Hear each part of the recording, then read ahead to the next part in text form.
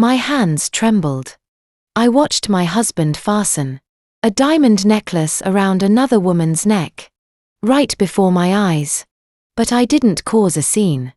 Instead, I called the bank and reported his credit card stolen. Then I sat back relaxed and waited for the show to begin. 5 minutes later, as he went to pay, my husband's world began to unravel. The delicate clinking of a porcelain spoon against a teacup was the only sound that broke the silence. In the VIP lounge of Sterling Trust Bank that afternoon, the room was cool, scented with a faint hint of lavender, and a world away from the bustling queues of regular customers.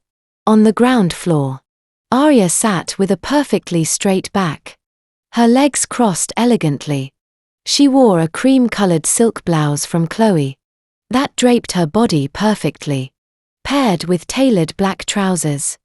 There was no flashy jewelry, only a small leather-strapped watch on her left wrist. But anyone with a keen eye would know that watch was worth as much as a luxury sedan. Across from her, Mr. Davis, the silver-haired branch manager of Sterling Trust, smiled warmly as he slid a thick, navy blue folder across the polished mahogany table. Mrs. Weston, the process of transferring the trust funds from the joint account to your personal account is complete, he said, his baritone voice reassuring. As per your instructions this morning, the inheritance from your late father has not been deposited into the company's operational account, managed by Mr. Thompson, but rather into a new long-term certificate of deposit, solely in your name. Arya let out a breath. She didn't realize she'd been holding a heavy weight lifted from her shoulders. Thank you, Mr. Davis. I just wanted to ensure my father's assets are secure. It's not that I don't trust my husband, but the real estate developments Ethan is managing have been volatile lately. I need a safety net, just in case there are cash flow issues. Mr. Davis nodded respectfully. He had known Arya's family for decades. He knew how her father had built his real estate empire from the ground up, and he'd heard the whispers about Ethan, Arya's husband, who now controlled the company's operations. A very wise decision, Mrs. Weston. As your banker, I always advise diversification. Never put all your eggs in one basket, as the saying goes. He chuckled softly, trying to lighten the formal atmosphere. Arya offered a faint smile. Exactly. Oh, and one more thing. For the Joint Centurion Black Card, could you please ensure that all notifications are sent exclusively to my phone? Ethan can be careless with alerts, and I'm afraid a payment might be missed. Already taken care of. All transaction notifications above $5,000 will be sent directly to your phone and email in real time. Mr. Thompson still holds the supplementary card, but primary authorization control remains with you. As the source account holder, Arya sipped her chamomile tea, which was now pleasantly warm. It was calming. Today was an important day. She had just ring-fenced $300 million from her husband's reach, all without his knowledge.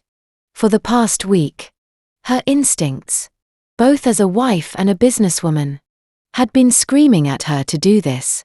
Well, then I should be going, Mr. Davis. I have other errands to run. Arya placed her cup down and stood. Allow me to escort you to the lobby, Mrs. Weston, Mr. Davis said, quickly rising and straightening his suit jacket. That won't be necessary. I'll use the side entrance that connects to the mall. I want to look for a birthday gift for my mother-in-law. Besides, my car is with the valet. I'll call my driver when I'm finished. Very well. Have a wonderful afternoon, Mrs. Weston. Please send my regards to Mr. Thompson. Arya merely nodded. She walked out of the cool, quiet room into the connecting corridor that linked the bank building with one of Manhattan's most luxurious shopping centers. The Galleria on 5th. Her steps were firm. The sound of her heels clicking against the marble floor in a steady rhythmic tap. Tap tap, she felt victorious. Her assets were safe, her future secure. Ethan could be as busy as he wanted with his ambitious projects. But Arya held the key to the vault. She looked forward to a quick stroll through the mall. Perhaps buying another gold bar for her portfolio. Or just browsing the new handbag collections. She had no idea that this simple decision to stop by the mall would turn her life upside down. Destiny was waiting for her just beyond the automatic glass doors that separated the sterile world of banking from the vibrant chaos of high-end retail. The air inside the mall was different, more alive, noisier, and filled with a heady mix of expensive perfumes, freshly ground coffee, and the crisp chill of central air conditioning. Arya clutched her handbag and walked leisurely past a row of designer boutiques on the ground floor, her eyes scanning the glittering display windows. She had intended to look at precious metals, but somehow her feet carried her towards the high-end jewelry section. In the mall's west wing, their renowned jewelers, frequented by the city's elite, stood side by side. Maybe a simple necklace for his mother would be nice. Arya mused. She approached a store, Tiffany & Co., one of her old favorites. The store had wide glass walls, allowing anyone outside to glimpse the opulence within. Arya was about to enter, her hand already extended to push the heavy glass door, when her movement froze midair. Her blood ran cold. Her heart seemed to stop for a full second, before hammering painfully against her ribs, sending a rush of blood to her head. Inside, standing right in front of a display of solitaire diamond rings, was a man whose posture she knew intimately. That slim-fit blue blazer. Arya had bought it for him last month. The chronograph watch on his left wrist. It was their anniversary gift from 2 years ago. The perfectly coiffed hair with a touch of pomade. It was her husband's signature style. It was Ethan, but Ethan was not alone. Clinging to his left arm, a young woman stood beside him. Her long wavy hair was dyed a light brunette.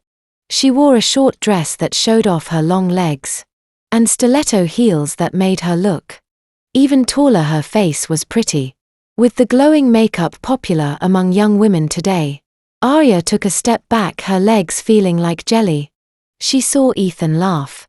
A free, uninhibited laugh that she hadn't seen at home in a long time.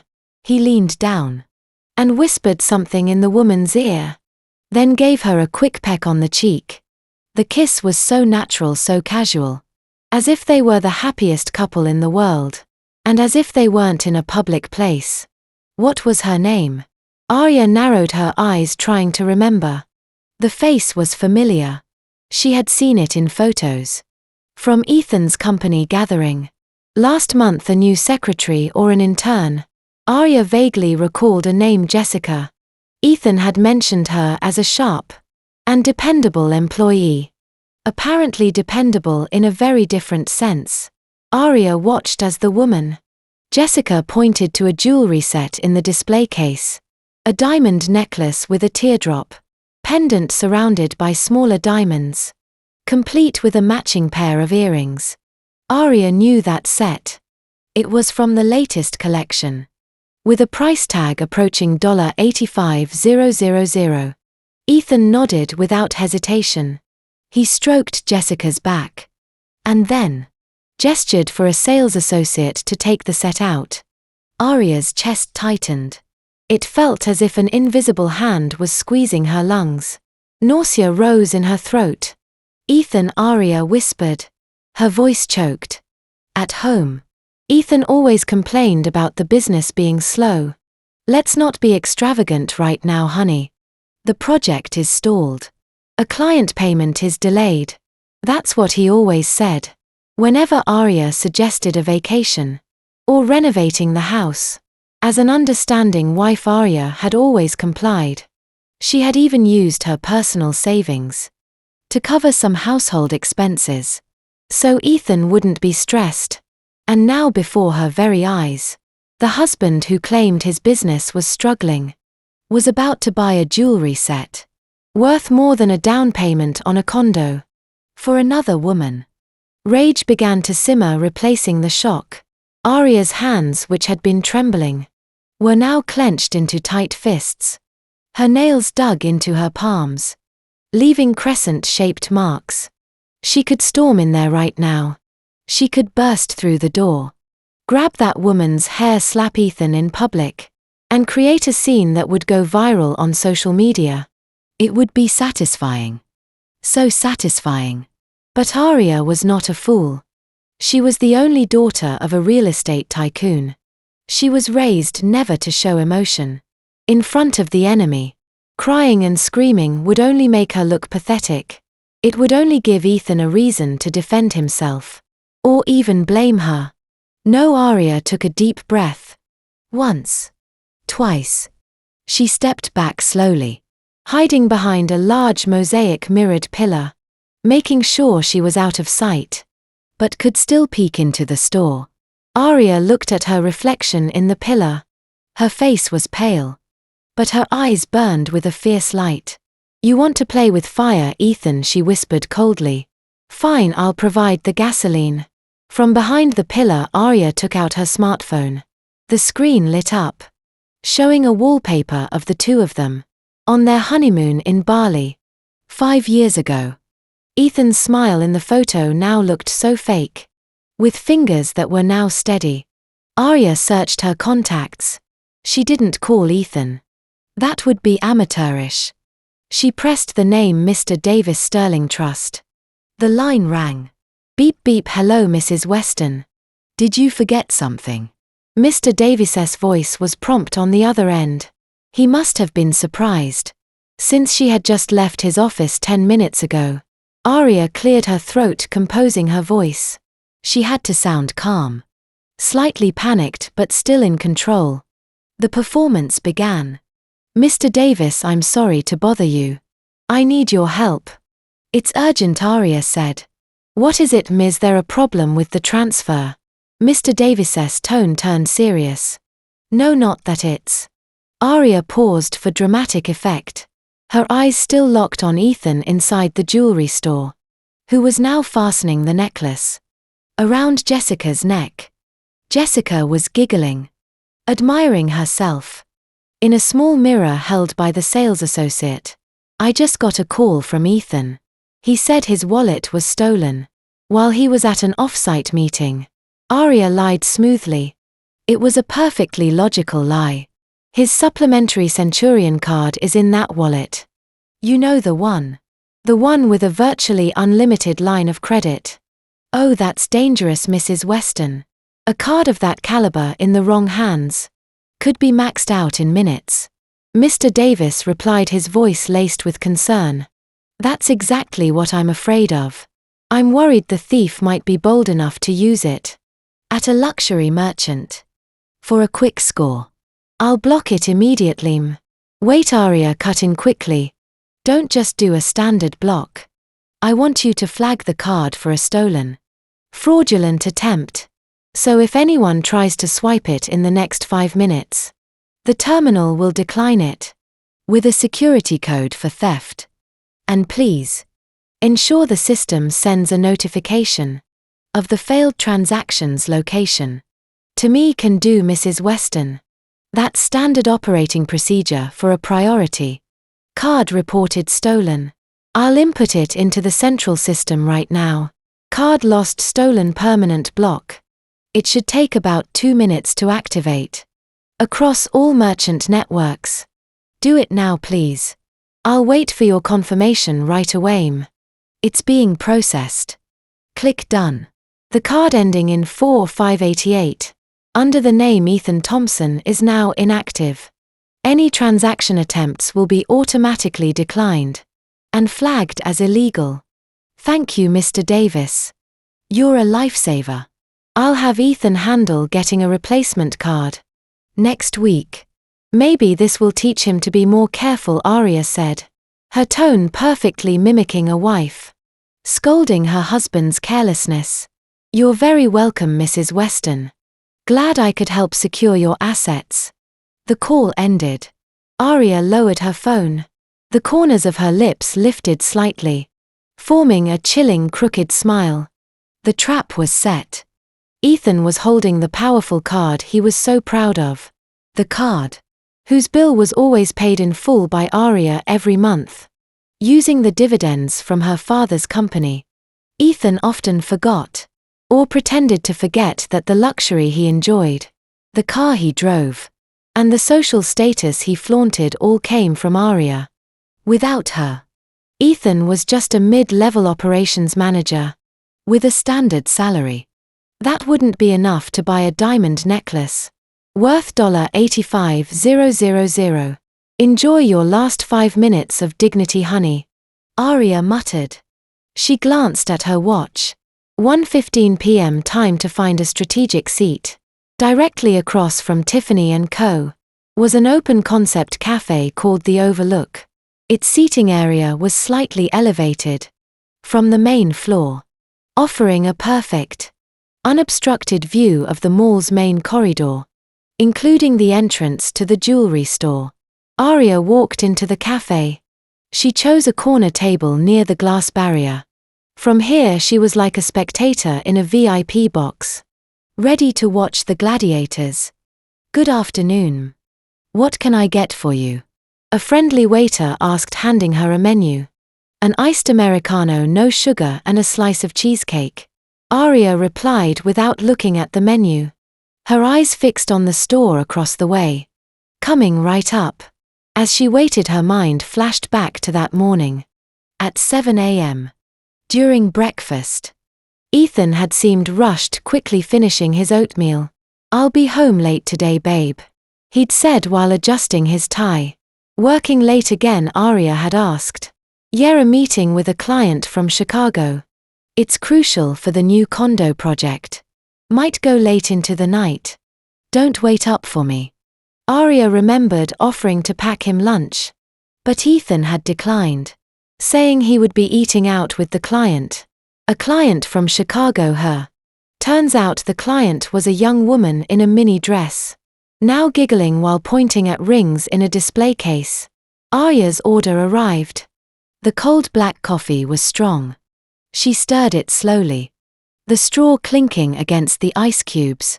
Across the way the scene was progressing. Jessica seemed to have made her choice. Aria could see the sales associate using a calculator, typing in numbers and showing the total to Ethan. Ethan nodded casually, with the air of an old money aristocrat who didn't care about the price. So arrogant, Ethan, Aria thought. Jessica clapped her hands lightly and hugged Ethan's arm tightly, her face radiating victory. In her mind, she had probably conquered her boss's heart and won a lavish prize. She must have felt on top of the world, more loved than the legitimate wife at home. Then Ethan reached into his back pocket. He pulled out a black leather wallet. Another gift from Aria. From it he drew a sleek black card. The Amex Centurion, the card that, as of 2 minutes ago, was flagged as stolen in the national banking system. Aria took a sip of her coffee. It was bitter, but not as bitter as the taste in her heart. Strangely, as the seconds ticked by, the pain began to numb, replaced by a morbid, sadistic curiosity. Aria wanted to see Ethan's face when his rich man facade was forcibly torn away. Aria watched Ethan hand the card to the cashier with a confident gesture. The cashier accepted it with both hands, bowed respectfully, and walked over to the credit card terminal. 1, Aria counted in her head. 2, 3, show time. Inside the store, Ethan was still smiling at Jessica. "After this we'll have dinner at that steakhouse uptown." "Okay, darling," he whispered. "You like the set?" "I love it, Ethan, thank you. You just get me. Not like your uptight wife," Jessica cooed, her voice dripping with artificial sweetness. Ethan chuckled softly. "Let's not talk about her here. At the register, the employee inserted the card into the machine. He entered the transaction amount $85,000. Waiting for connection. The machine's indicator light blinked green, then suddenly turned red. A long piercing beep filled the air. On the small screen a message appeared: declined. Do not honor. The cashier frowned. He tried swiping it again. Maybe a signal issue. He repeated the process. Beep: declined. Retain card. The retain card instruction was a serious directive from the bank. It meant the cashier was not to return the card to the customer because it was flagged for criminal activity. The cashier, an experienced middle-aged man, immediately looked at Ethan differently. The respectful gaze was gone, replaced by suspicion. He made eye contact with the store's security guard, standing near the door. I'm sorry, sir, the cashier said, his voice loud enough to make a few other customers turn. The card has been declined. Ethan's smile vanished. Declined? What do you mean? It has no limit. It can't be overdrawn. It's not overdrawn, sir. It's declined. The reason code. Stolen card. What? Ethan's voice rose. Don't be ridiculous. That's my card. Look at the name, Ethan Thompson. Try it again. We've tried twice, sir. Same result and per bank procedure.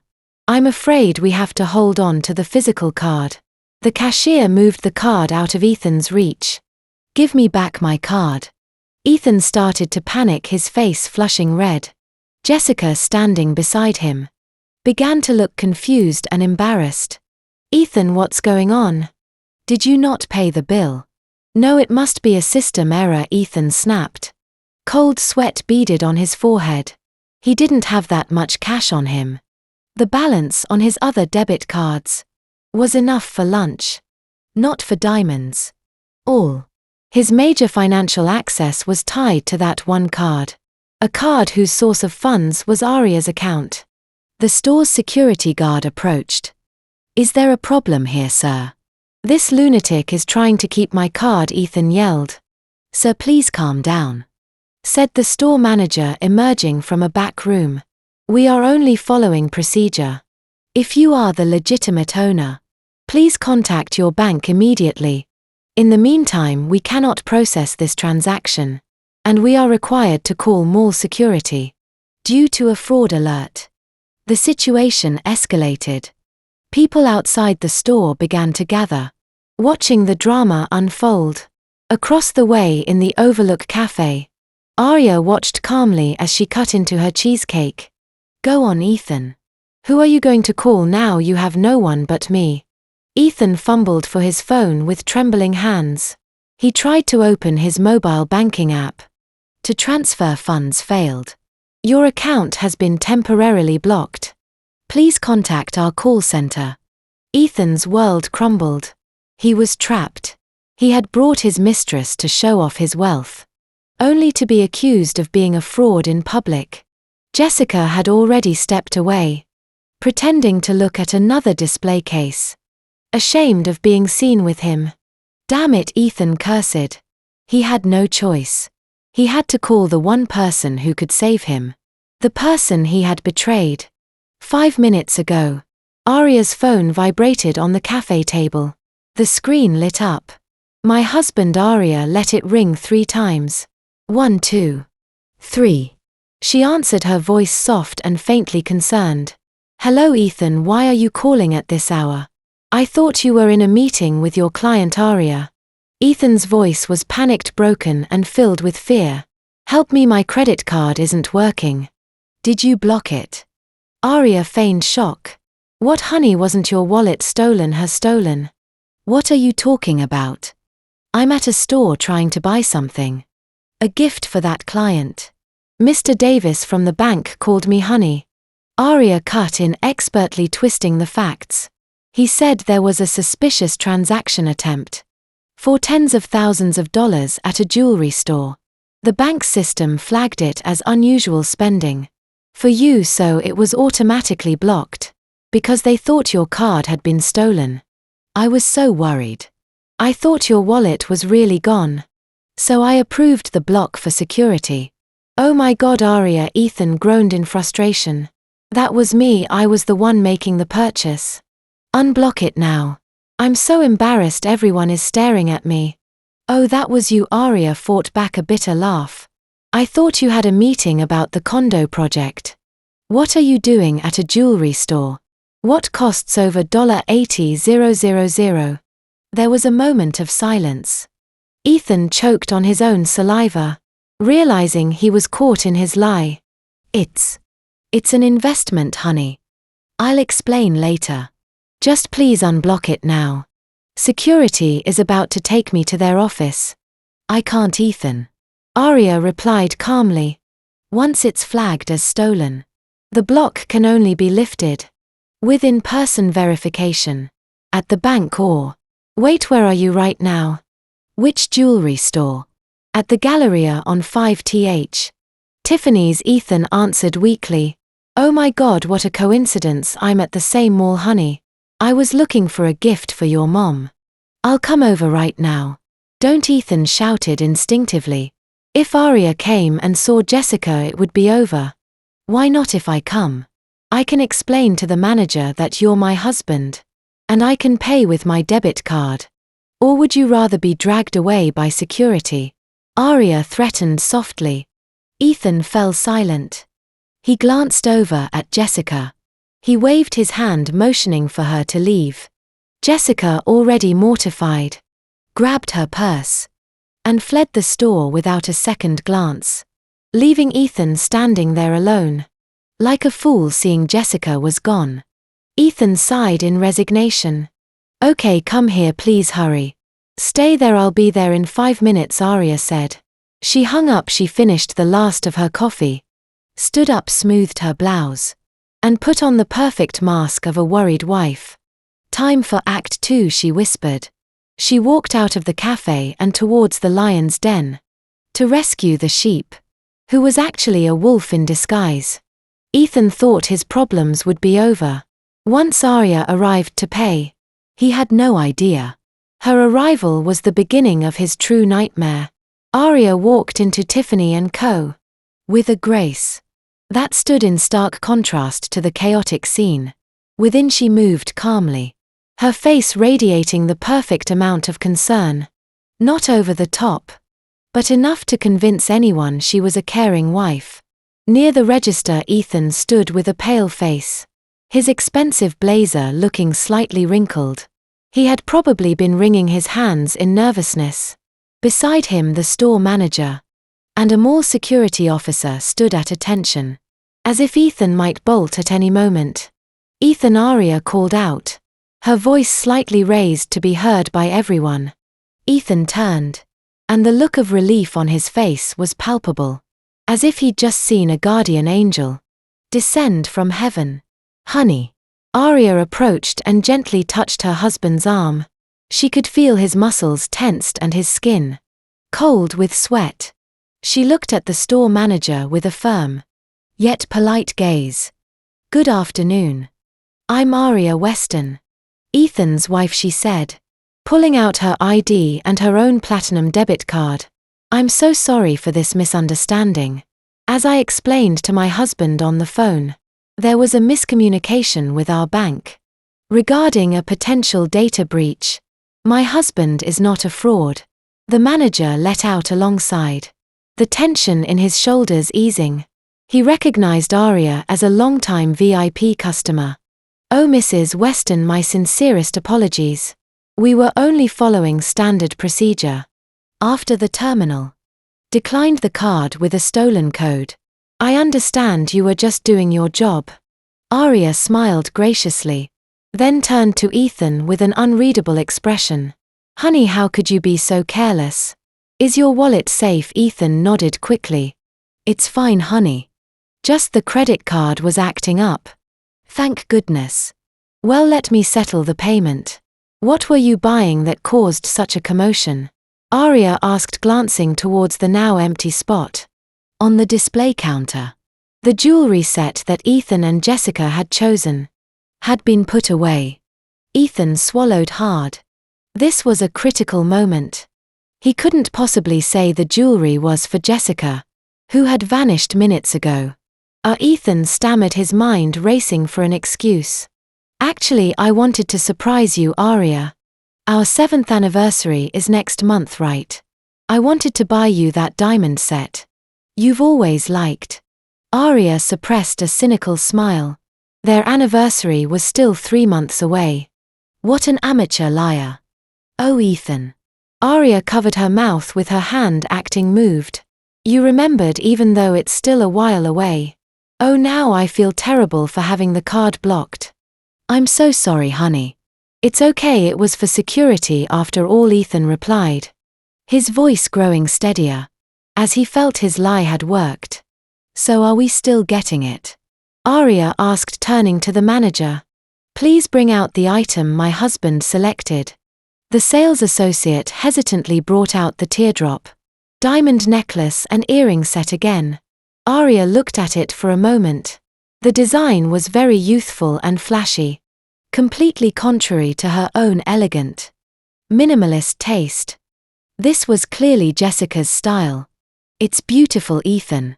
But Aria picked up the pendant and then placed it back on the velvet tray.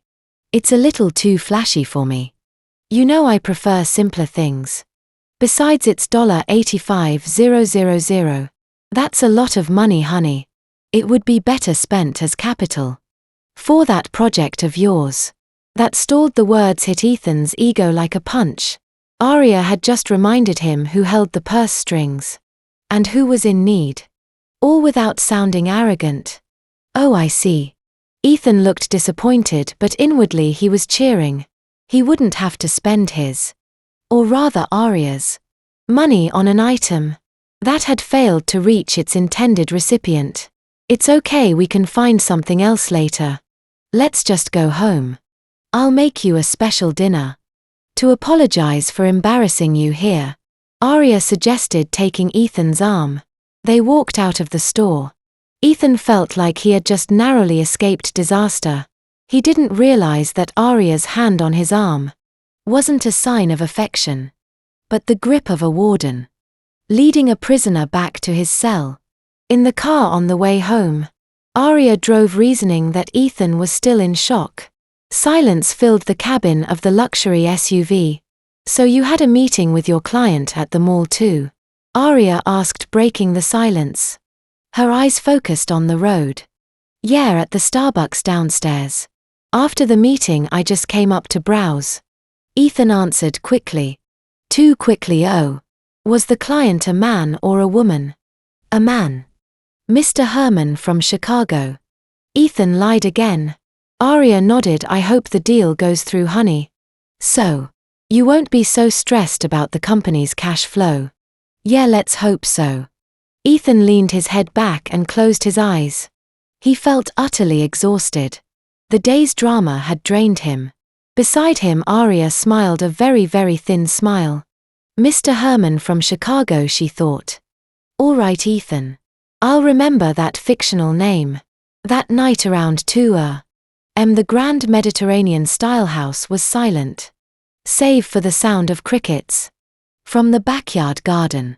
In the master bedroom, Ethan was fast asleep, his mouth slightly agape, likely from the mental exhaustion of the mall incident. Aria rose slowly. She didn't turn on the lights, not wanting to wake him. On silent feet she went downstairs to her home office. This office was the one place in the house Ethan was forbidden to enter without her permission, under the guise of protecting confidential family business data. Aria turned on her laptop. The blue glow of the screen illuminated her serious face. There was no trace of the sweet wife who had cooked oxtail soup for her husband earlier that evening. This was Aria, the chairwoman. Aria, the executioner. She opened an encrypted chat app on her phone. Aria, Rudy, do you have the data? Rudy, auditor, yes ma'am.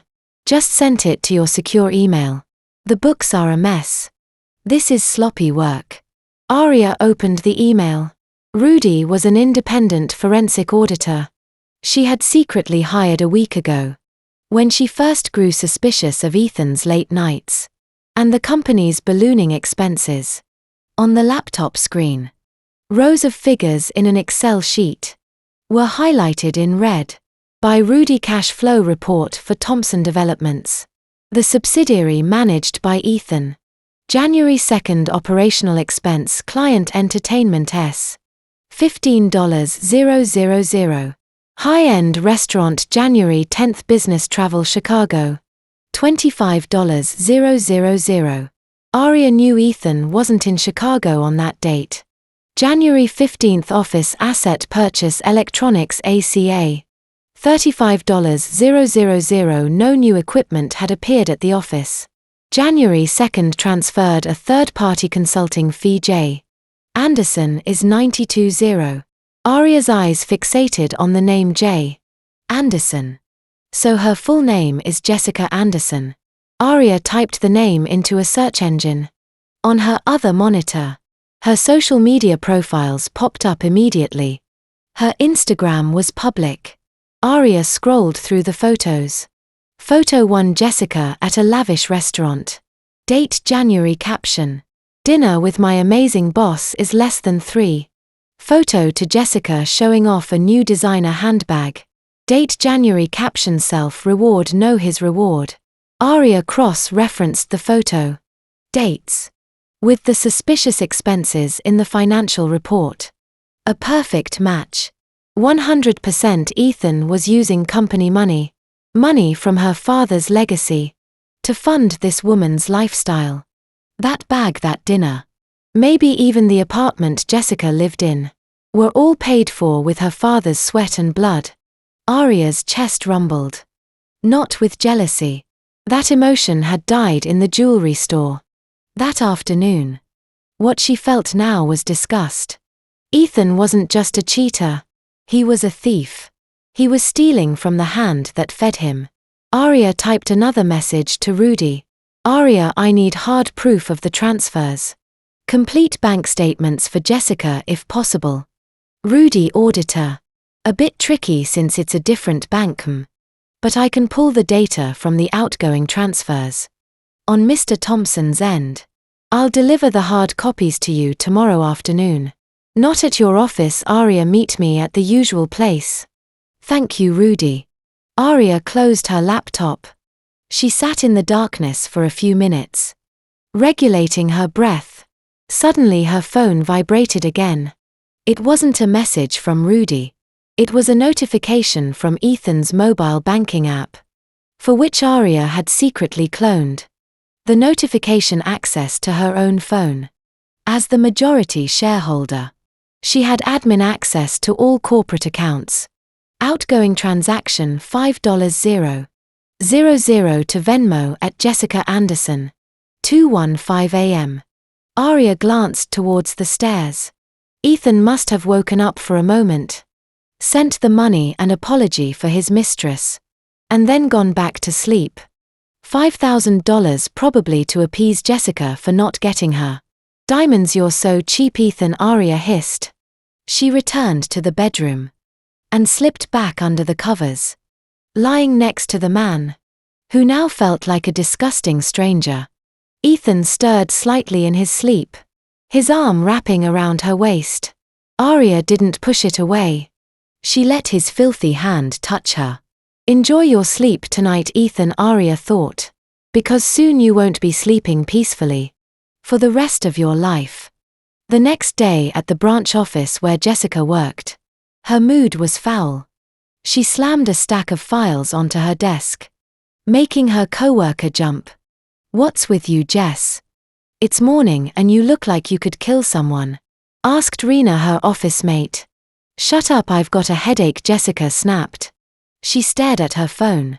The $5,000 transfer from Ethan last night had come through, but it was nowhere near enough to soothe her humiliation yesterday. She had to scurry out of a jewelry store like a thief.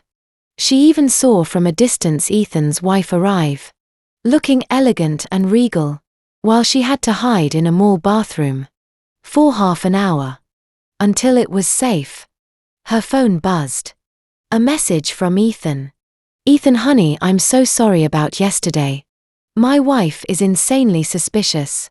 She blocked all my cards. As soon as my project funds come in, I'll make it up to you. Double Jessica snorted. Promises, promises, all empty. She typed a reply with her perfectly manicured, blood-red nails. Jessica, I don't need promises, Ethan. I was humiliated yesterday. You said you were a big shot. How can a boss have his credit cards controlled by his wife? Are you a husband or her slave? She hit send. She knew which buttons to push to trigger a man's ego, like Ethan's. In his lavish office at the corporate headquarters, which now felt like a prison, Ethan read the message, his face turning red. He was already stressed out. Aria had come to the office today. Not just visited. She was sitting in the chairman's office, her late father's office, and had called in the finance team for a routine audit. Ethan couldn't move, couldn't meet Jessica, couldn't even make a phone call. And now Jessica was cornering him. He replied secretly under the conference table. Ethan, be patient, babe. Aria's here doing a surprise audit. The situation is tense.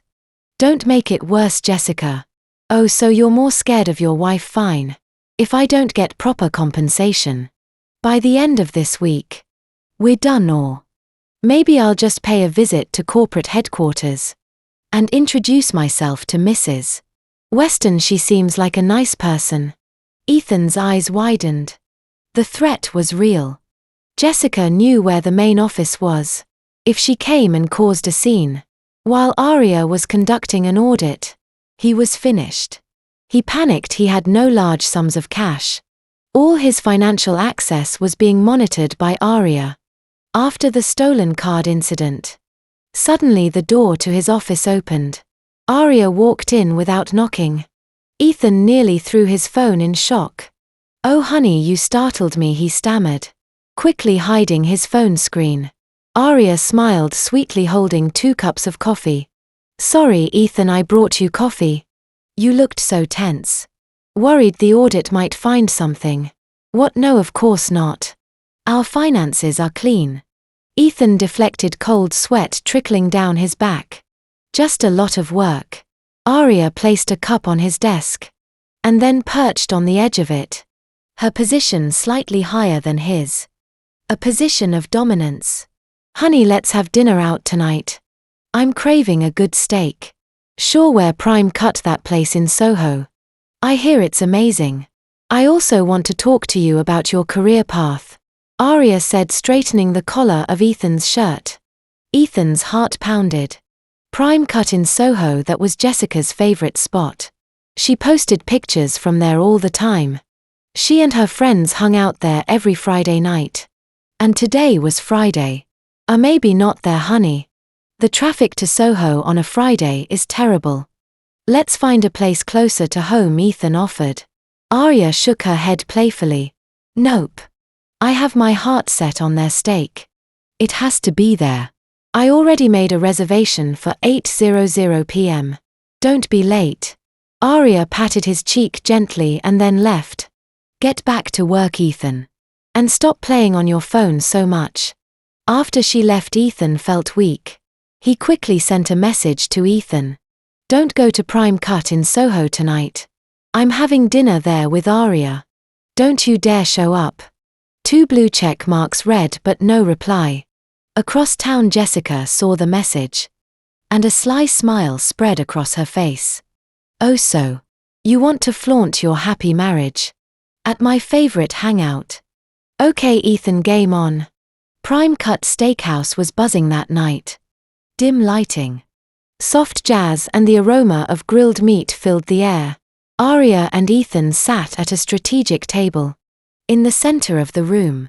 Aria looked stunning in a simple yet elegant black dress. Ethan, on the other hand, was restless, his eyes darting towards the entrance like a fugitive. What's wrong, honey? You seem anxious. Are you looking for someone? Aria asked as she cut into her filet mignon. No, no one, it's just a bit warm in here, Ethan replied, gulping down his water. Really, the AC feels fine to me.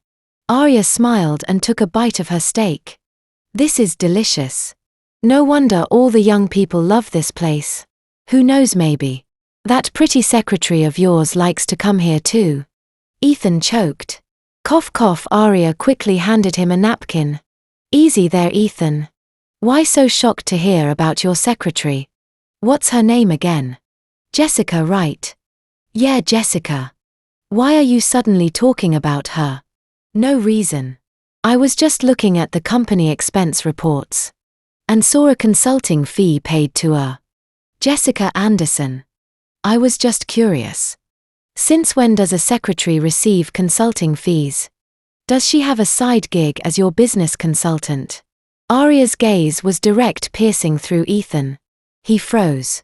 He never expected Arya to bring up audit findings so quickly and in public. That must have been a data entry error, Arya. I'll check on it. Don't be so suspicious. I'm not being suspicious, I'm just asking. Arya smiled again, a smile that didn't reach her eyes. Suddenly a familiar female laugh came from the entrance. Ethan turned stiffly. They're walking in confidently. Was Jessica with two of her friends? She wore a striking, fiery red dress. That was a bold contrast to Arya's understated black. Jessica saw them. Of course she did. She had come here on purpose. She didn't avoid them. Instead, she walked straight past their table.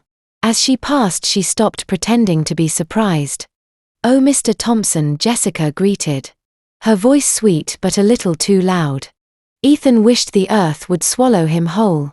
"Oh, Jessica, you're eating here too?" "Yes, sir, the usual Friday night." Jessica flipped her hair and then looked at Arya. Her gaze challenging, sizing her up from head to toe. "This must be Mrs. Weston, your wife." Arya slowly put down her knife and fork. She didn't stand, remaining seated, with an air of grace that showed who had class. She looked at Jessica, the way a queen looks at an impertinent servant. "Yes, I'm Arya. And you're Jessica, my husband's employee, I presume." Arya's tone was flat. "Personal secretary." Jessica corrected, emphasizing the word personal. "Oh, a secretary. I hear you're quite the multitasker.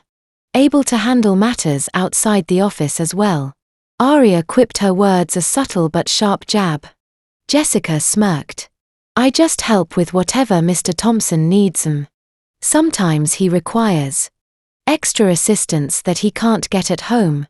The temperature at the table dropped. Ethan was pale, terrified Jessica would explode and reveal everything right then and there. "Jessica, your friends are waiting for you."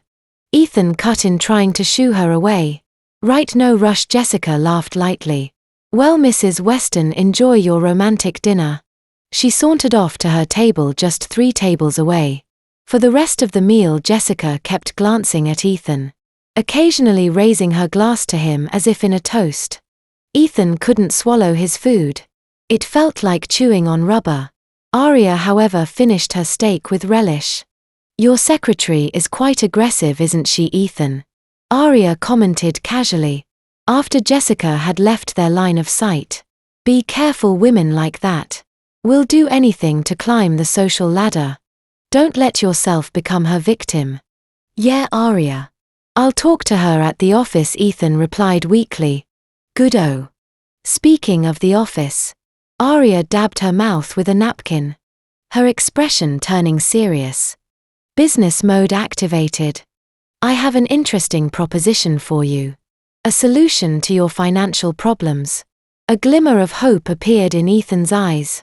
"What kind of proposition?" "A new chapter begins."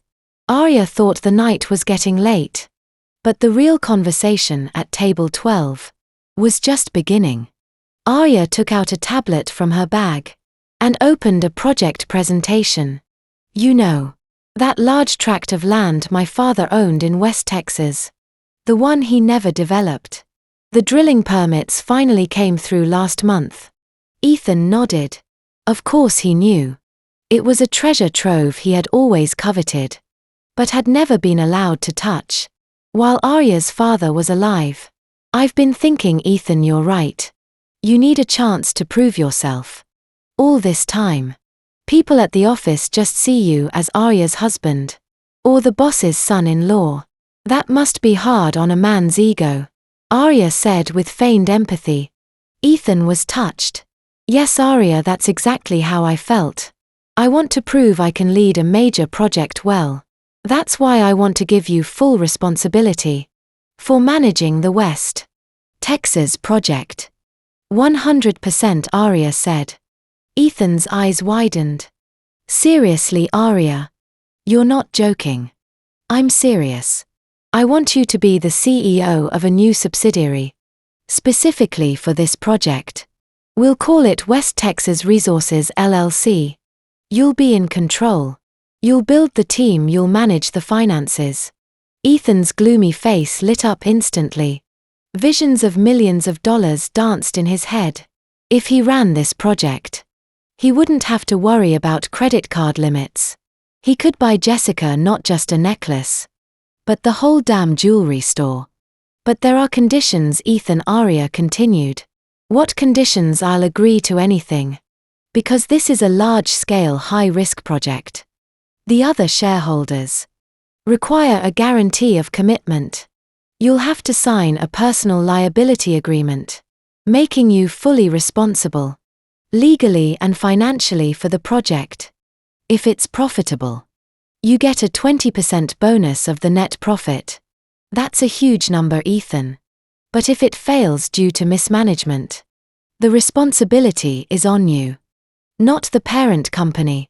Blinded by the promise of a 20% bonus and total control, Ethan didn't think twice about the risks. In his arrogant mind, he was sure he could handle it.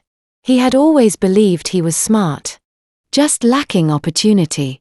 I agree, Arya, that's standard in business.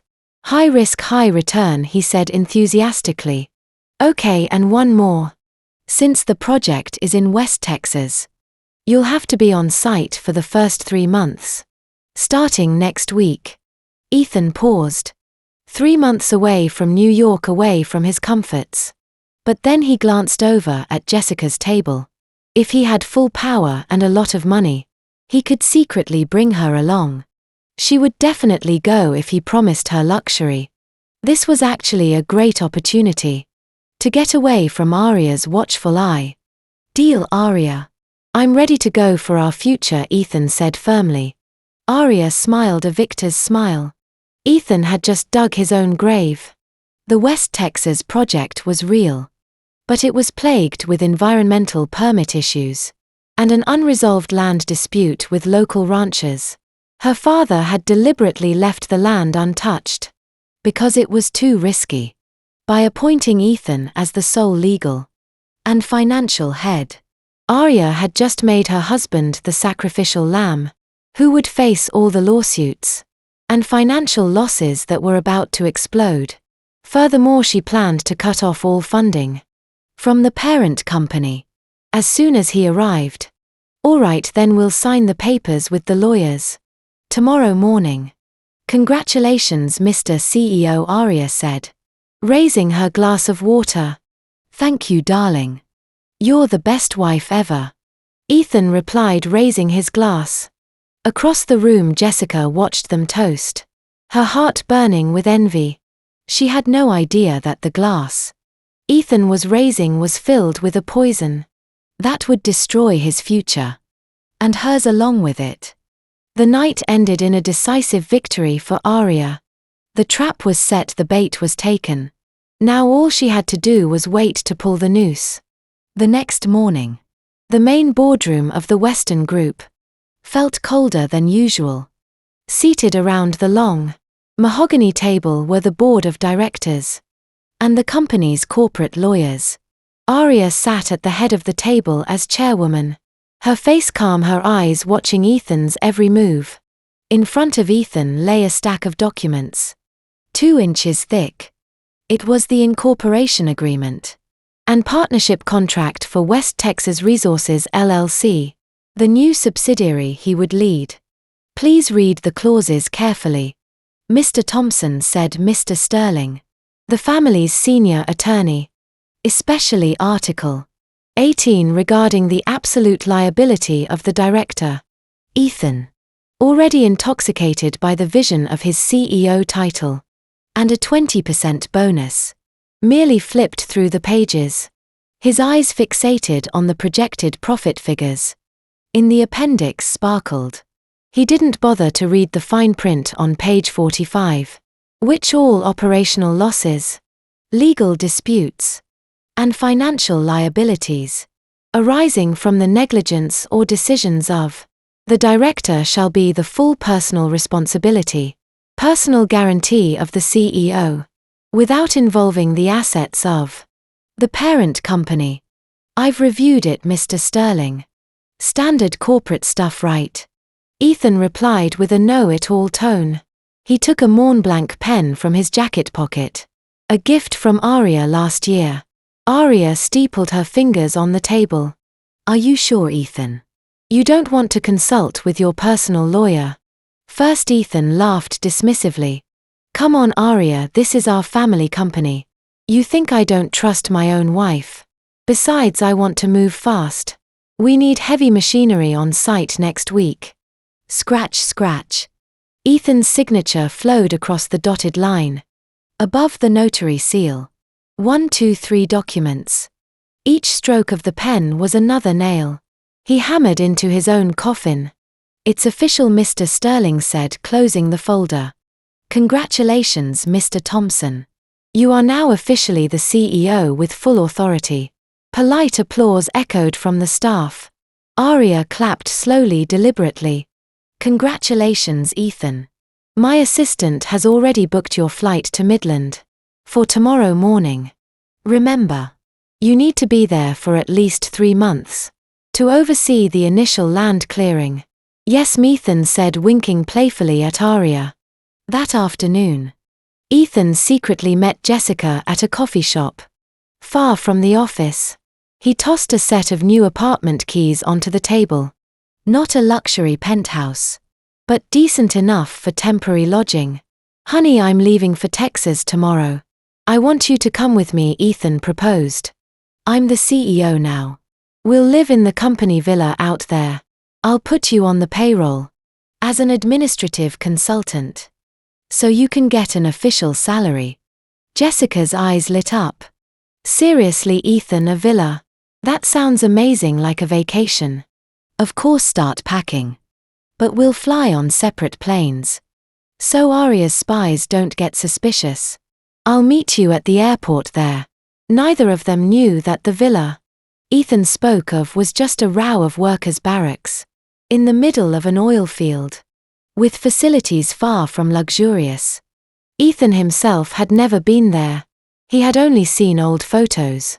Aria had conveniently shown him photos from 5 years ago, when the site was still in good condition. That night, Ethan slept soundly beside Aria, dreaming of riches. Aria, however, did not sleep. She sent a short text to Mr. Davis at the bank. Aria, legal documents signed. Activate the asset freeze protocol for West Texas Resources LLC. Cut all credit lines tomorrow at 12 p.m. sharp. Mr. Davis understood, Mrs. Weston. It will be done. West Texas greeted Ethan and Jessica with a searing heat. Not the polluted heat of New York City, but a humid, oppressive heat that made clothes stick to the skin. In minutes after arriving on separate flights and meeting at the terminal, they now stood by the curb, waiting for the promised company car. Jessica, dressed in a summer dress and a wide-brimmed hat, struggled with 2 large suitcases filled with designer clothes. She looked completely out of place. Where's the car, Ethan? It's so hot, my makeup is melting. Jessica whined, fanning her neck. Patience, honey. The new company Suburban should be here any minute. Ethan tried calling the field manager's number. Aria had given him no answer. Suddenly a beat-up, old double-cab pickup truck caked in dried mud pulled up in front of them. Window was rolled down manually. The driver was a middle-aged man with a tribal tattoo on his arm, smoking a cheap cigarette. Looking for a Mr. Thompson, he asked gruffly. Ethan frowned. Yes, I'm Thompson, the CEO. Where's my company car? This is it, the others are all in the shop. Hop in, sir. It's a 4-hour drive to the site on a dirt road. The driver replied casually. Jessica's jaw dropped. What, we're riding in this piece of junk? No way, Ethan. It smells awful. Just get in for now. We'll sort it out when we get there. Ethan whispered, trying to placate her, though a sense of unease was creeping over him. The 4-hour drive was hell. The truck's AC was broken. The road was so bumpy it made them nauseous. And cell service was non-existent. Jessica complained and cried the entire way, her legs bruised from banging against the metal door. Ethan could only sit in silence, bottling up his frustration. When they finally arrived at the West Texas Resources LLC site, reality hit them even harder. There was no luxury villa with a swimming pool, like in the photos. All that stood there was a row of office containers and wooden barracks with leaky roofs.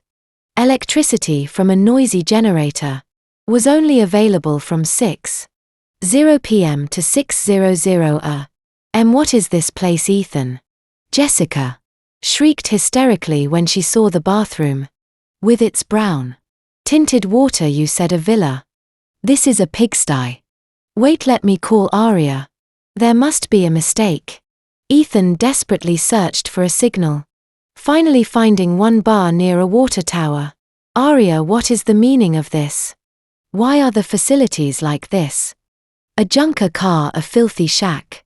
Ethan yelled as soon as the call connected. Across the country, Aria's voice came through crystal clear and calm. She was at a spa. Oh, you've arrived, Ethan.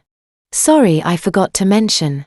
The budget for renovating the villa and upgrading the vehicles is scheduled for next year's fiscal plan.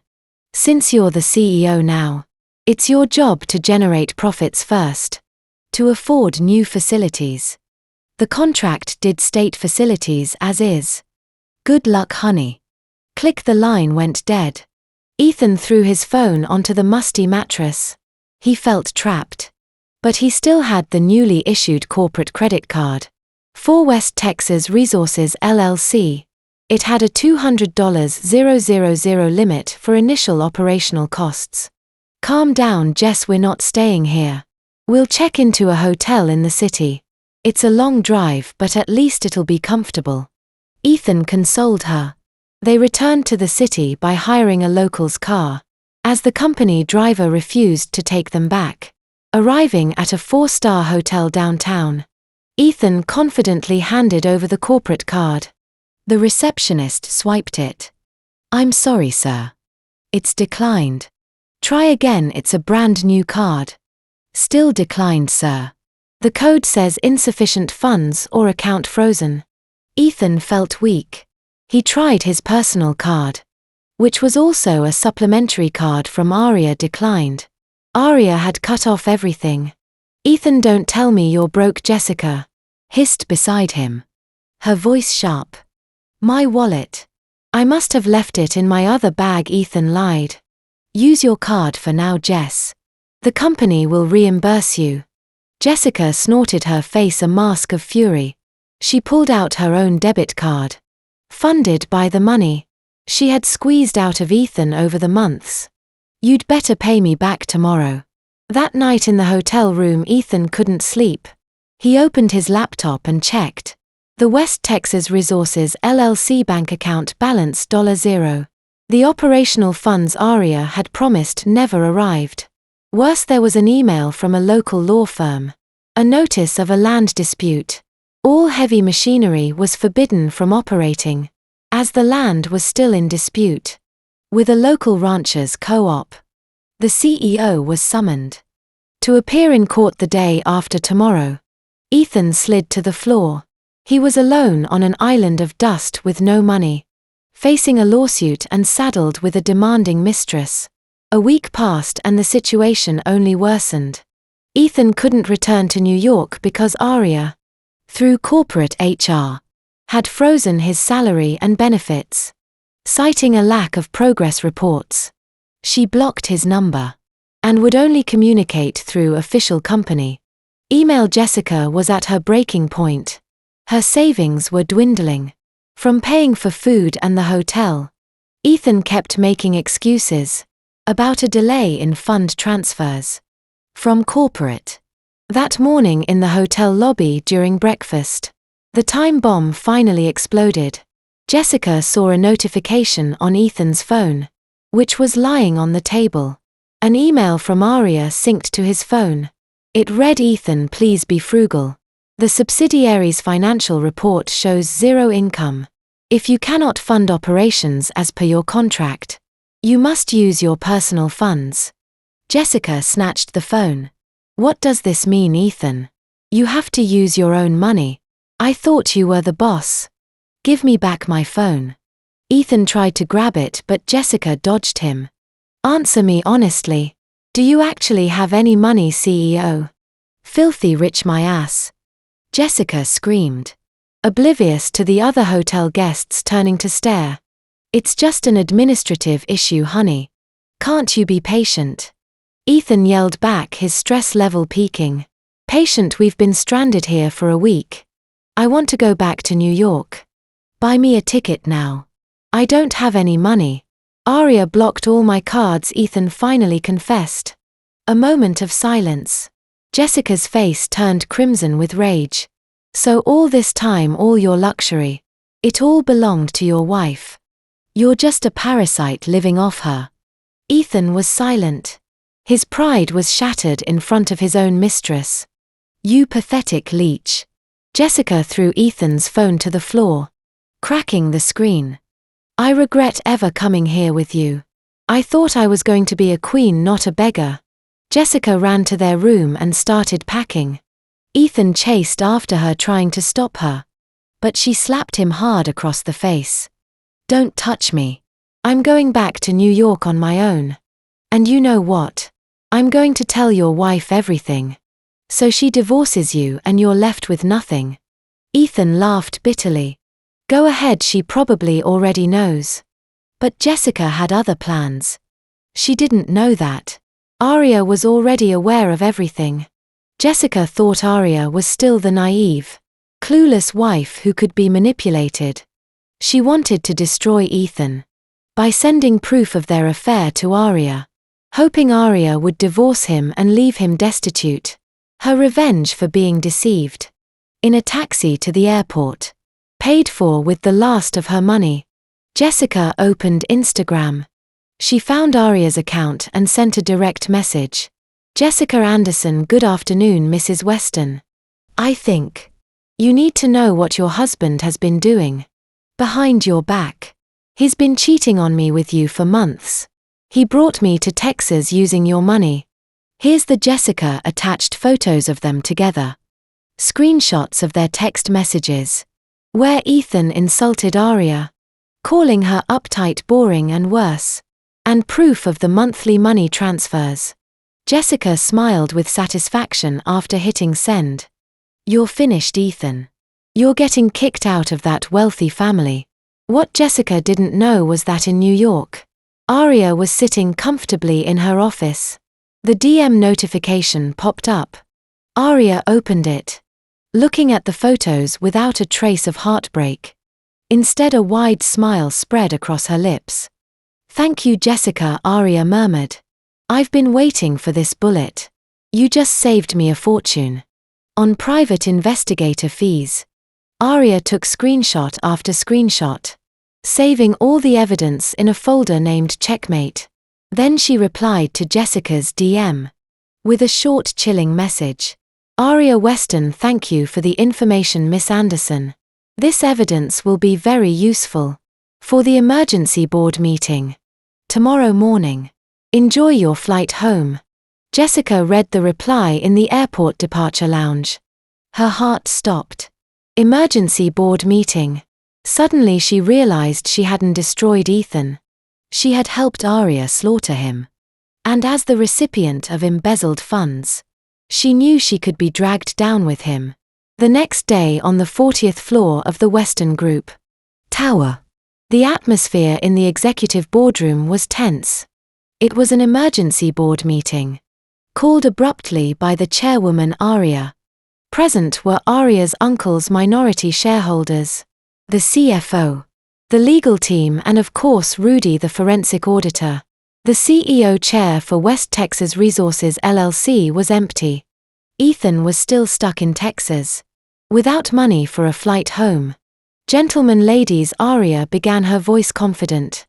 She wore a pristine white blazer, symbolizing that her hands were clean of the company's mess. Today's agenda is singular: to evaluate the performance and integrity of Mr. Ethan Thompson. The projector screen lit up. Slide 1: Financial reports for Thompson Developments and West Texas Resources LLC. Based on a forensic audit conducted by Mr. Rudy, we have found a suspicious outflow of funds, totaling $1.5 million over the last 6 months, which cannot be justified as operational expenses, Aria stated. A graph on the screen showed a sharp red line, plummeting downwards. These funds were disguised as entertainment expenses, fictitious business trips and consulting fees. Aria continued. However, evidence shows these funds flowed directly into the personal account of a third party. The slide changed. This time it wasn't numbers but photos. The photos Jessica had sent. Proof of transfers from the company account to Jessica's account. Screenshots of Ethan's texts, promising project money for Jessica's shopping sprees. The room erupted. Aria's uncle Mr. Wallace slammed his fist on the table. That scoundrel. So our dividend money was being used to fund his affair. Aria raised a hand for silence. That's not all. Mr. Thompson also signed a fictitious heavy machinery procurement contract in Texas, causing the company a potential loss of $5 million due to penalties from a land dispute he failed to vet. This is criminal, the CFO exclaimed. Correct, Aria said coldly. And according to Article 18 of the incorporation agreement he signed last week, all losses due to moral and criminal negligence are the sole personal responsibility of the CEO. Aria looked at everyone in the room. I propose 3 motions. 1. The immediate and dishonorable termination of Ethan Thompson from all positions within the Western Group. 2. Legal action to recover the $1.5 million and claim $5 million in damages filed against him personally. 3. Reporting this act of embezzlement to the authorities. If there is no good faith effort to repay within 48 hours, seconded Mr. Wallace boomed. All in favor, echoed the other shareholders. The gavel struck 3 times. Thud, thud, thud. Ethan's career was over. Not only was he fired, but he was now $65 million in debt to the company. Technically a debt to his wife's family. Aria closed her folder, her face impassive. There were no tears for the husband she had just buried. Legal team, prepare the summons. Send it to his home address and personal email. Revoke all his access to this building. Effective immediately. 3 days later, Ethan finally managed to get back to New York after borrowing money from an online loan shark and selling his luxury watch at a pawn shop for a fraction of its value. He was a mess. His face gaunt, his beard unkempt, his shirt wrinkled and reeking of sweat. He went straight to their lavish brownstone on the Upper East Side. He wanted to scream. He wanted to confront Aria. He wanted an explanation for why he had been abandoned. Arriving at the tall wrought iron gate, Ethan pressed the remote. Nothing. He tried again. Still nothing. He got out of the taxi he hadn't paid for and started banging on the gate. John, open the gate. It's me, he yelled at the security guard. John, the guard, emerged from his booth. But he didn't open the gate. He approached the bars with a conflicted expression. I'm sorry, Mr. Thompson. I have orders from the missus. Not to open the gate for you. What are you talking about? This is my house too. Ethan kicked the gate. Please don't force it, sir.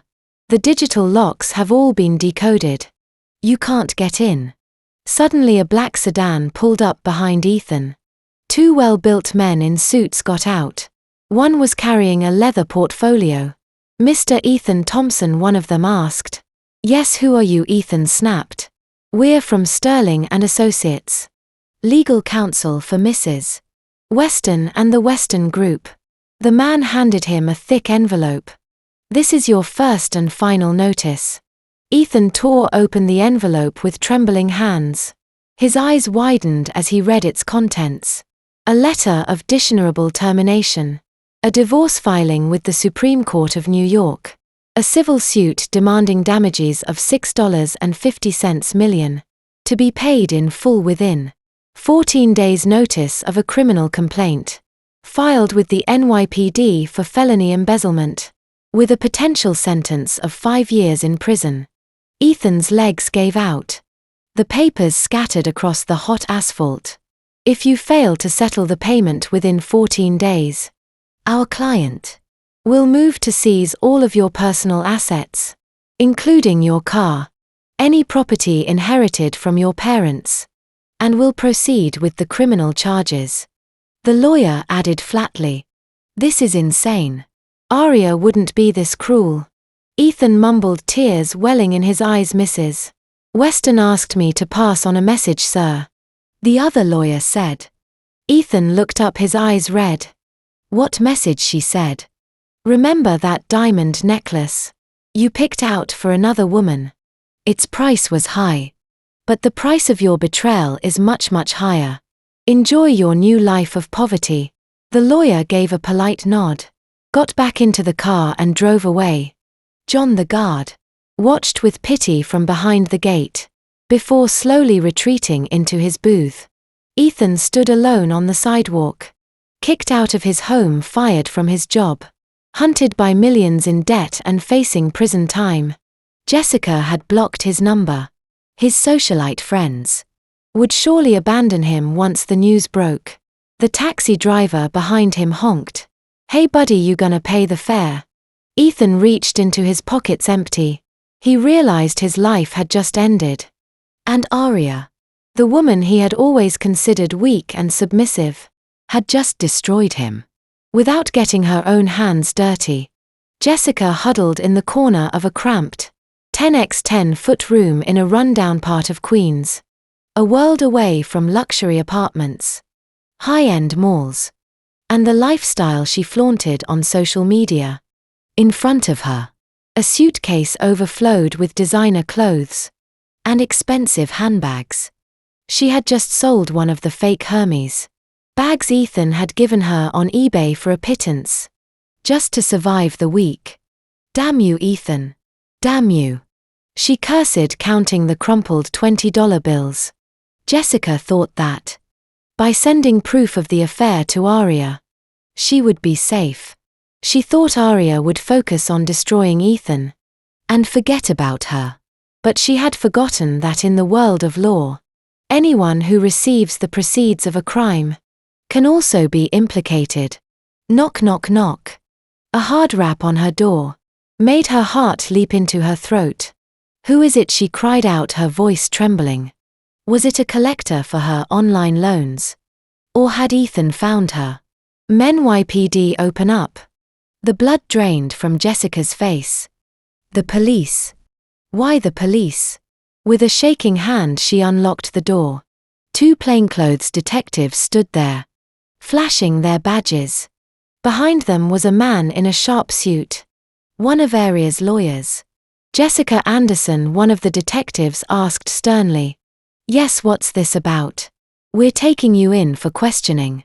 You're a key witness in a corporate embezzlement case against the suspect, Ethan Thompson. We sent 2 summonses to your address on file, but got no response. I moved, I didn't know. Jessica started to cry. I had nothing to do with it. He just gave me an allowance. Aria's lawyer stepped forward. a thin chilling smile on his face. Miss Anderson, under the accomplice liability and money laundering statutes, knowingly receiving funds from a criminal enterprise can make you a co-conspirator. The sentence is up to 5 years in prison. Jessica's knees buckled and she collapsed. Please don't send me to jail, I'm still young. In that case you will cooperate, the lawyer said coldly. Become a cooperating witness. Testify in court. Tell them everything about Ethan's corruption. How much he transferred. What he bought with company money. If you are truthful and help us put him away, Mrs. Weston may consider not pressing criminal charges against you. Jessica looked up, mascara streaking down her tear-stained face. She had to stay loyal to Ethan and go to jail with him, or betray him to save her own skin. For a woman as selfish as Jessica, the choice was easy. I'll testify, she said quickly. I'll tell you everything. Ethan forced me to take the money. It was all his idea. The lawyer nodded, satisfied. Good, come with us to the station now. Bring all your text messages and bank statements. Jessica was escorted into the unmarked police car. Inside she deleted every photo of herself with Ethan from her phone. There was no love left, only the instinct for survival. 2 weeks later, a heavy rain drenched New York City. In front of the tall gates of Aria's Upper East Side home, a man stood motionless. He no longer wore an expensive suit, only a worn-out soaked hoodie, ripped jeans and sneakers, whose soles were coming apart. It was Ethan. His face was gaunt, his eyes sunken and shadowed. He had been homeless for the last 10 days, moving between shelters and shop doorways. All his assets had been seized and he was penniless. His friends had blocked him the moment they heard he was a suspect. His parents, back home, were in the hospital from the shock, and he was too ashamed to go home. His only hope was Aria's mercy. A black SUV, the one he used to drive, approached the gate. Its headlights illuminated Ethan's pathetic figure. The automatic gate began to open. In a desperate move, Ethan jumped in front of the car, spreading his arms. Aria, Aria, please stop, he screamed, his voice swallowed by the storm. The car screeched to a halt. Aria's driver, Michael, was about to get out to chase him away, but the rear passenger window slowly rolled down. Aria sat there, dry, warm and beautiful. She looked at Ethan not with anger, but with the empty gaze one gives a disruptive stranger. Ethan ran to the window, his dirty hands gripping the car door. Aria, I'm sorry, Aria, I was wrong. I was a fool, please drop the charges. I can't live as a fugitive. I have nowhere to go. Aria didn't answer. She just stared at his filthy hands, soiling her expensive car. I'm your husband, Aria. We were happy once. Remember our honeymoon, our wedding vows. Ethan began to sob, his tears mixing with the rain. I promise I'll change. I'll be your driver, your gardener, whatever you want. Just don't send me to prison. Please, Aria. Finally Aria spoke.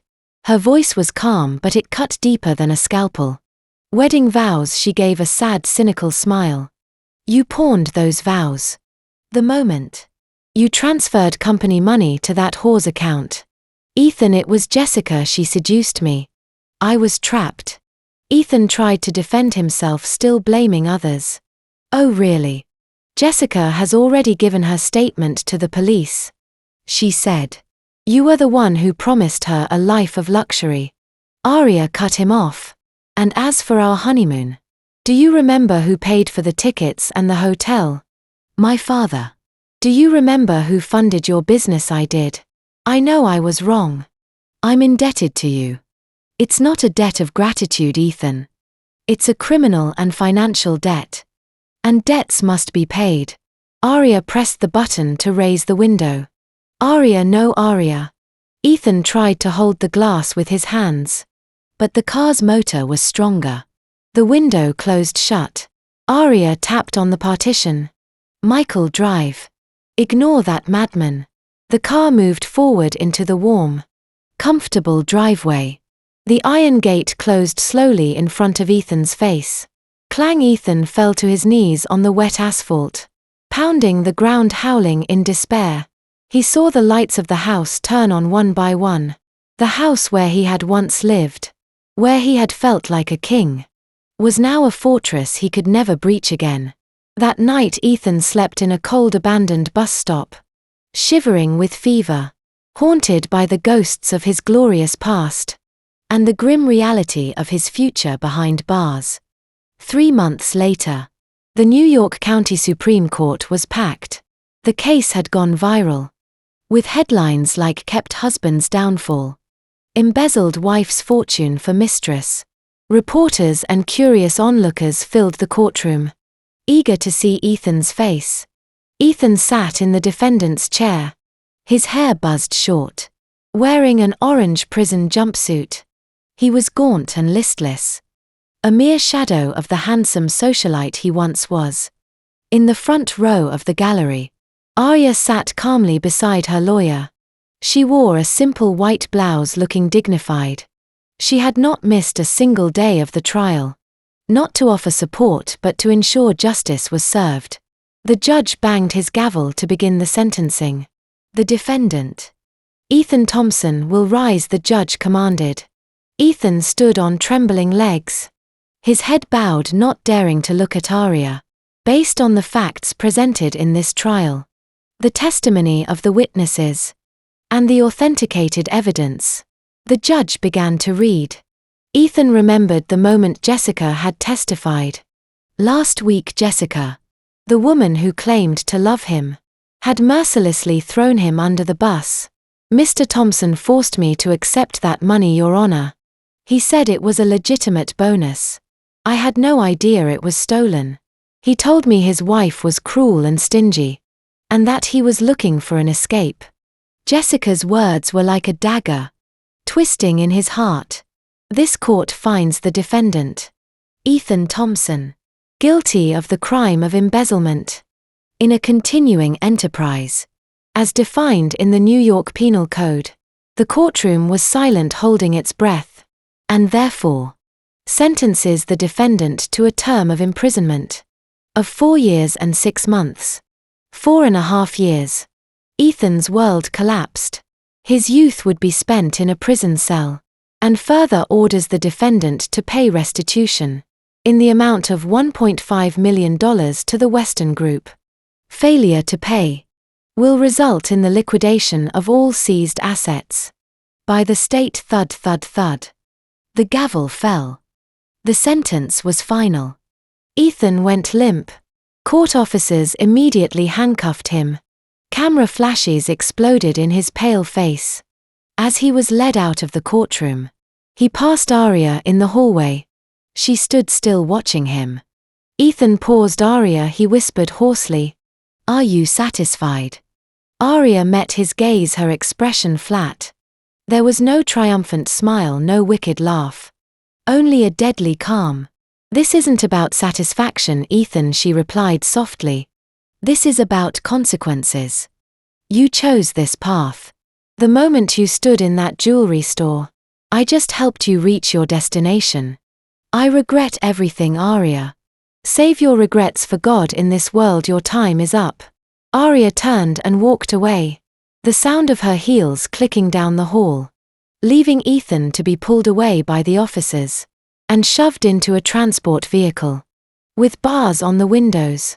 In another corner of the courthouse, Jessica watched from afar. She had avoided prison by becoming a cooperating witness, but her life was in ruins. Her name was blacklisted in every corporate HR database. No one would hire a treacherous secretary. She now worked as a clerk at a small convenience store on the outskirts of the city, always wearing a mask, ashamed to be recognized. Justice had found its way to each of them. The late afternoon sun cast a golden, orange glow over Manhattan. As Arya exited the mall, the valet brought her car around, a new 2-door Porsche she had bought for herself as a birthday gift last week. She got in, placing a small shopping bag from a different jeweler on the passenger seat. The seat was empty, but it no longer felt lonely. Arya started the engine. The soft purr of the sports car was music to her ears. She connected her phone to the car's Bluetooth system. A call came in from an unknown number. "Hello," Arya answered. "Hello, good afternoon. Am I speaking with Mrs. Arya Weston?" a man's voice asked. "This is she. Who is this?" "I'm calling from the State Asset Auction Bureau. I'm informing you that the seized assets, a house in Scarsdale and one SUV, under the name of the convicted felon, Ethan Thompson, will be auctioned tomorrow morning. As the plaintiff, would you be interested in attending?" Arya paused. The house in Scarsdale was the first home they had bought together as newlyweds. A house full of memories, both sweet and bitter. The SUV was Ethan's pride and joy. Arya looked at the road ahead. The traffic light turned green. "No thank you," she said firmly. "Sell it all. I have no need for junk. Please donate the proceeds directly to a children's charity in the Western Foundation's name. I don't want that money in my account. It's too dirty." Of course, we will do that. That is very noble of you." "It's not about being noble. I'm just throwing out the trash." Arya ended the call. She pressed the accelerator, and the car surged forward onto the FDR drive. The evening breeze whipped through the slightly open window. She glanced at the rear view mirror and saw her own reflection. The woman who, 6 months ago, had been trembling and crying behind a pillar in a mall, was gone. The woman who had been afraid of losing a parasitic husband was dead. In her place was the new Arya, independent, self-sufficient. And Arya, who didn't need validation from any man to feel worthy. She picked up the jewelry box from the passenger seat and opened it with one hand. A brilliant diamond ring sparkled in the afternoon light. "Goodbye, Ethan," she whispered to the wind. "And thank you for teaching me that the best investment is always in myself." Arya smiled, a genuine, free and happy smile. She put on her favorite song, turned up the volume and sped towards the horizon. Her life had just begun. And this time she was the writer, director and leading star of her own story.